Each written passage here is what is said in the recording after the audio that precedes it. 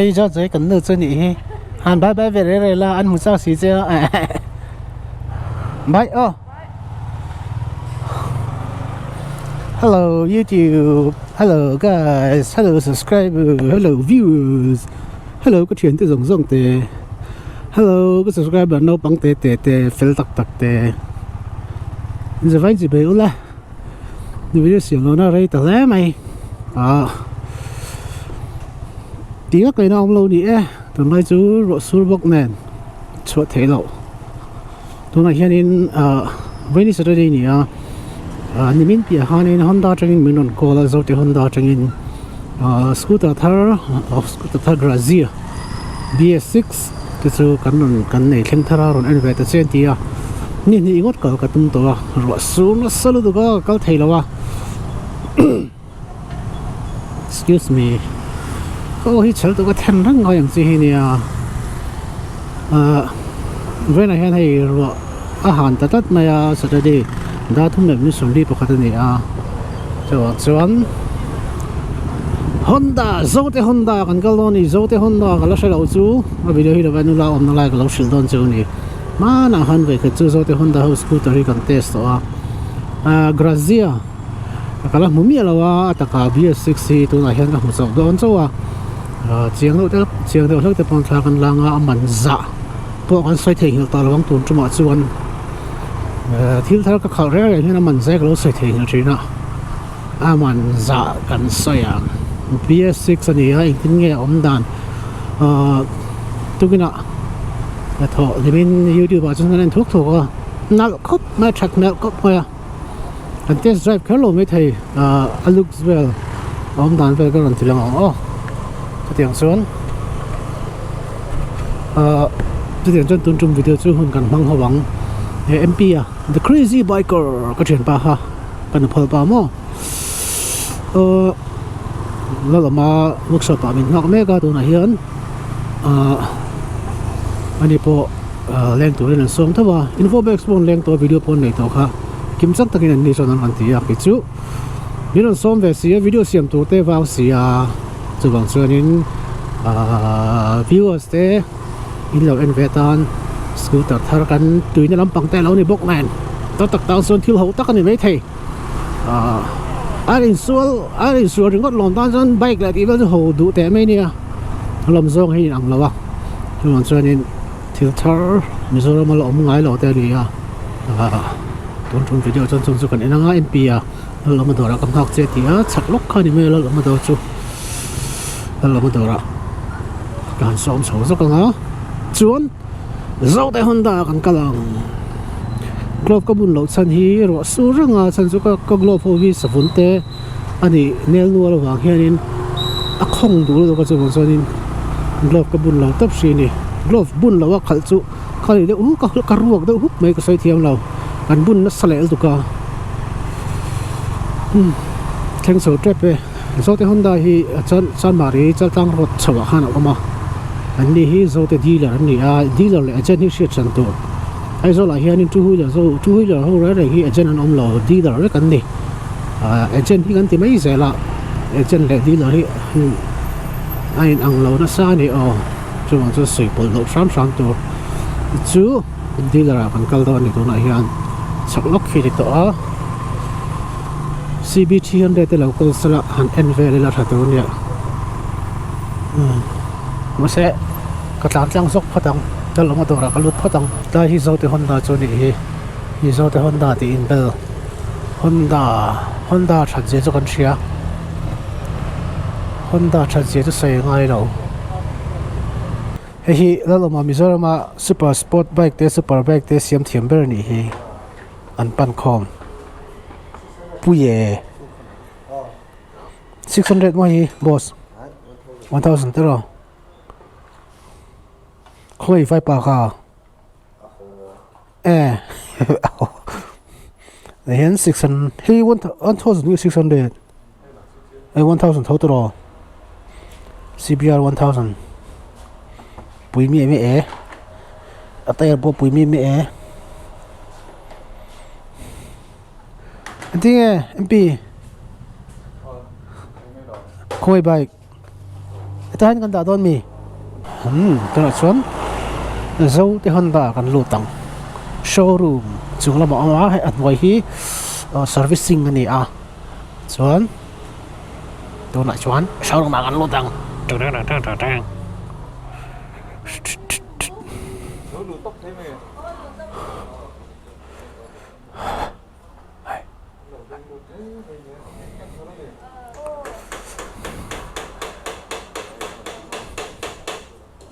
뭐 해먹는 거야?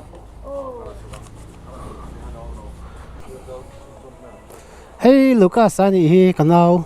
National Rider mo Honda ina unsponsor ani National Rider ni hay kan pi ber ani ani hian veina hian an product thar hi milo entira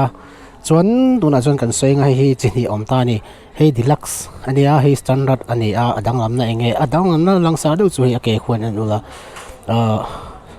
deluxe chuanin alloy ron manga chuni lo khumo chuan aspect hi tem kan sei nga ni ke za le pariata rit ani ama hi chuan liter nga le point thum tanki hena lenga chuan hi kan ve khat mu na ve thau ni kan blind ang renga nei kan on china hi chu activa ten khain ang do renga ni ti si thi ti me hian he ti me hi ni mai lo mi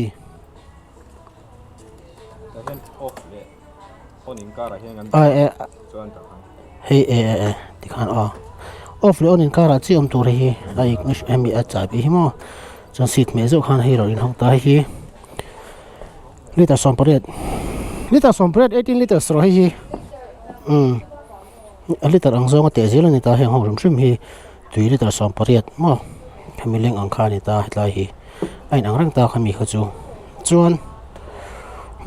ga hianin hey me zo hian hei thil eng mo ko va sa da major secret ta thei do ni ta hian tan ti ve khat me kan lu ta ve kan ta choka thil khaina boka chuan a fuel hi seat kan hong ta loin hong ta hi petrol thun na no ni le ta ni ama hi 124cc ta ki chu 124 ni 125 graze 125 ti ni color hi du than tur om no la hi adum te oma sen te pu oma ka so yang khan standard le deluxe om ta deluxe hi ke mina non thuam changkang deuh ta hi alux tang pui chu ni lai ignition hi chu activa ten khan angranga ta hi changkang box speedometer hi yang ge chom ama hi fi ni trip te po oma mileage te po oma sana boka changkang view zone headlight hi led hi ting hian eng ani hi led headlight ani chona man kan en lokong aman hi hey deluxe ani singko sangthum zakwa samret pangani deluxe hi standard kha singriat sangruk zaruk somli panga chingem sing khat le ti chonga in to hlei ni chu standard le deluxe khamo he mai 12 inch ani anung hi 10 inch ani achan chu anung hi te tlang pui shrimshima scooter hawa hi chuan apo anunga engine on wa han apo hi adik zok ti te pon an soi ni an soi a shelo chuan tu chu ron dang lam na ni chuan standard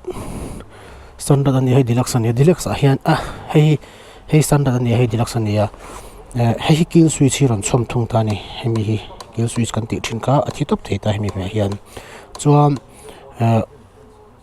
heta side stand kan ti chi khanin athile mak bok ta chuan enge ha kha chu smara bokan soi to kha safety thilani side stand omlai khan nong thei lo chuan traffic jam ate ilo tang ta delini data hemi rev lovin ni second to motanga second gain car amai ron thi don ta ron thi nu khan tin ve khat mele zo khan lan don ni chu ting chi chon hi poi thu mani ma se khami khati to chuanin hei manangai ni ante Lucas hemi system hi ni thawem ai ni lo hei chu ama in athilo standard hi chu mai na thilo tro hei chu hi mai na thi hi chu ka soi sual hi chu kill switch nei ta a heta idle second tum second nga vela aron thi anga kha standard a han omlowa deluxe a han om thung ta mas standard a han kill switch aron nei thunga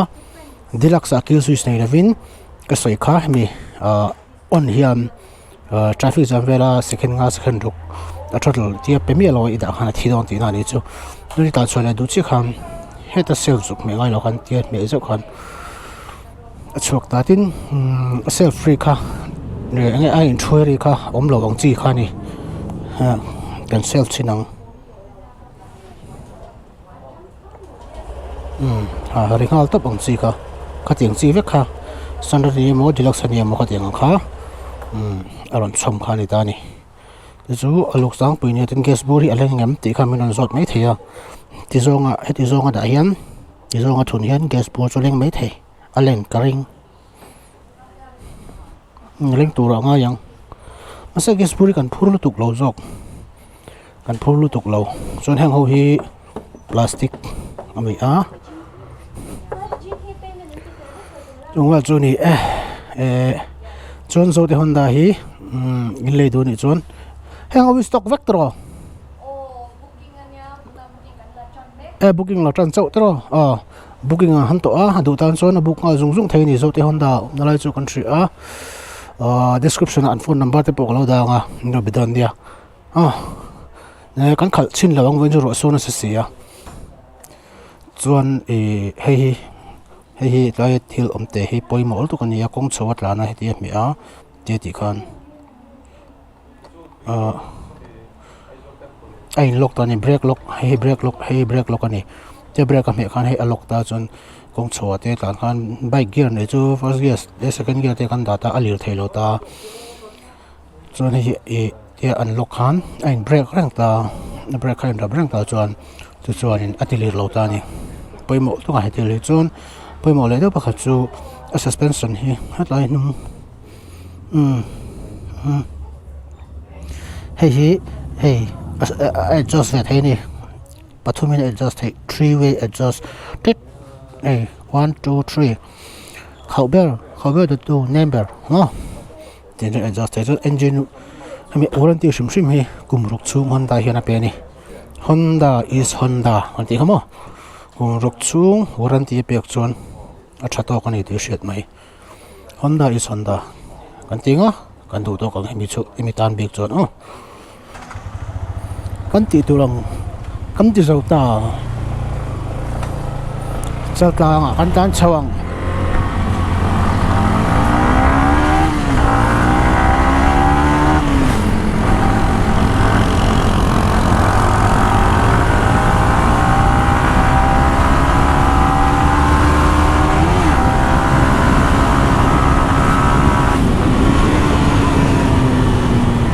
kha tu na po ka downshift kha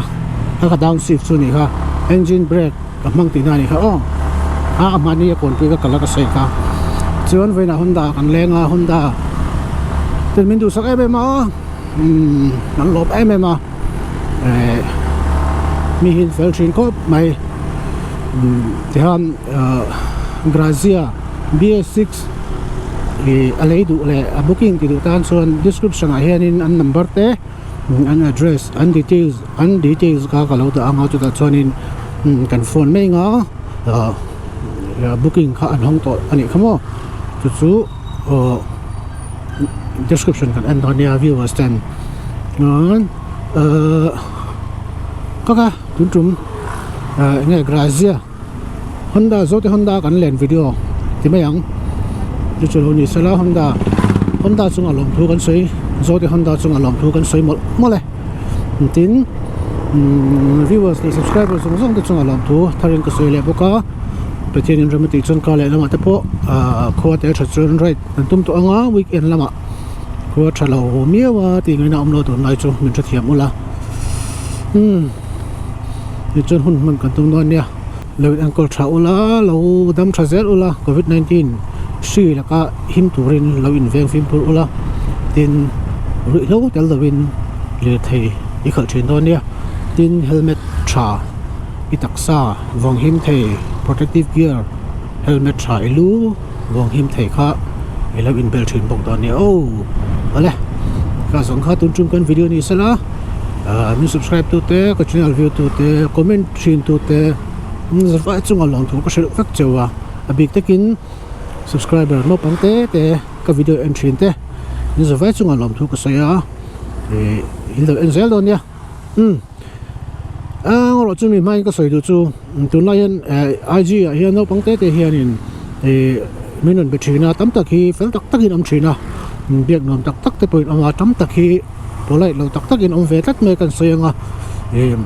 kan fa te rual te in ni a ka thin rim chuang mi lo wa ma se mi in biak reng reng in ke ma chou lo po mi dang rim sim in biak in hoi hom takin in be thin tu ni enge no pangin ya ka sa thiam lu tu ka minun biak tam tak minun bia hi ma se hei hoi hom lo tak tak minun bia sal tai tak tak minun bia in om tak me ya in mel ke en lo pang te ni ti ka sia poi ka ti a pathian tu oi no pang fel takin ni chang khatiang khan ai u te ai pui ling te kan pe tur ni lawa hoi hom takin kan be thin don ni ti kha ka lo sia ma se tu ma ko chuang lo chu ni minun be zel thau ula ti kha ka lo sei ni ale ka lo me in sa vai chung ka lo me bye bye phat ule